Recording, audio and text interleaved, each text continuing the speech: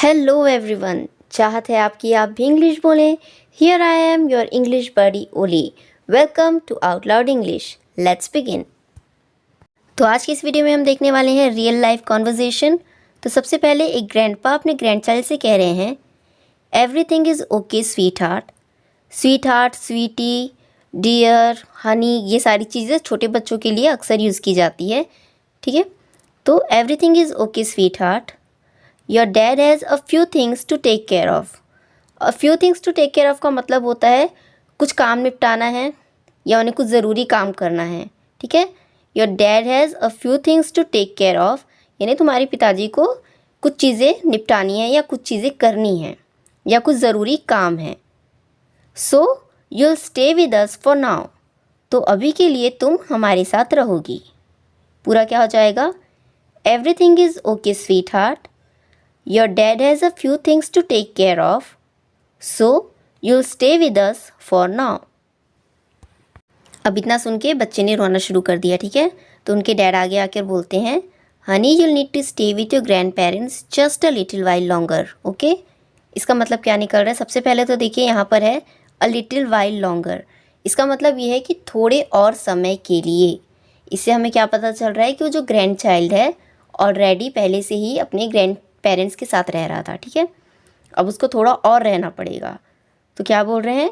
You'll need to stay with your grandparents just a little while longer. थोड़े और लंबे समय के लिए या थोड़े और समय के लिए आपको आपके ग्रैंड पेरेंट्स के साथ रहना पड़ेगा।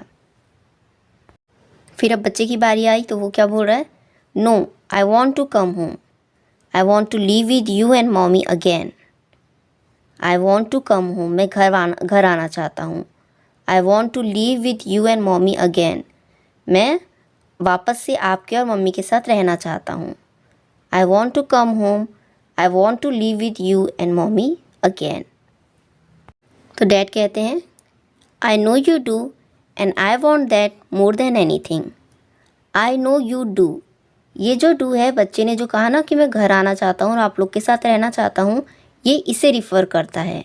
ठीक है, तो पिताजी ने, उसके डैड ने पूरा सेंटेंस ना यूज़ करके, जैसे कि हाँ मैं जानता हूँ कि तुम घर आकर हमारे साथ रहना चाहते हो। ठीक है, I know you want to come home and live with us, ये पूरा ना बोलकर उन्होंने कहा I know you do. Hindi में भी हम पूरा रिपीट ना करके बोलते हैं, हाँ मुझे पता है तुम ये चाहते हो, है ना। तो बस वही चीज़ है यहाँ पर, I know you do and I want that more than anything, और मैं भी यही चाहता हूँ। And I want that more than anything. When we want something more than anything, इसका मतलब ये है कि हम भी दिल से यही चाहते हैं। ठीक है, I know you do and I want that more than any thing. तो अब मम्मा की बारी है, देखते हैं वो क्या कह रही हैं। Where we are going might not be safe for you right now, so we still need to figure out where it's best for you to live. ठीक है, इसे देखते हैं।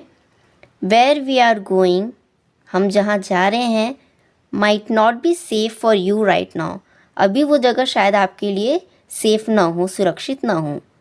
Where we are going might not be safe for you right now, so we still need to figure out. तो figure out का मतलब होता है निर्णय लेना, देखना, अंदाज़ा लगाना कि क्या करना सही होगा। We still need to figure out where it's best for you to live, कहाँ रहना आपके लिए सबसे अच्छा होगा, सही होगा। We still need to figure out, अभी भी हमें पता करना है, हमें जानना है, where it's best for you to live, कहाँ रहना आपके लिए बेस्ट होगा। तो पूरा क्या है? Where we are going might not be safe for you right now, so we need to figure out where it's best for you to live. तो वीडियो पसंद आया हो तो like, share, comment, subscribe. See you in the next video. Bye bye.